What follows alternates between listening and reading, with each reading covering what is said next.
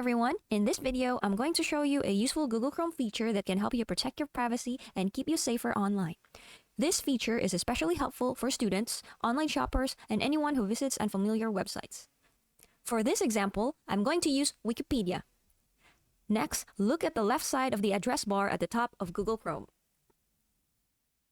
You'll see an icon beside the website link. It could be a padlock, a slider, or another site information icon depending on the website. Click that icon and Chrome will show important information about the website, including whether the connection is secure,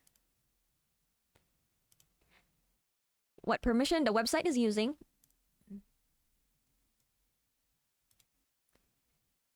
and the cookies stored by the site.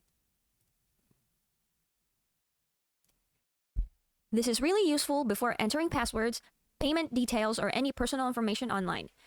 So before trusting a website, take a few seconds to check its information in Chrome.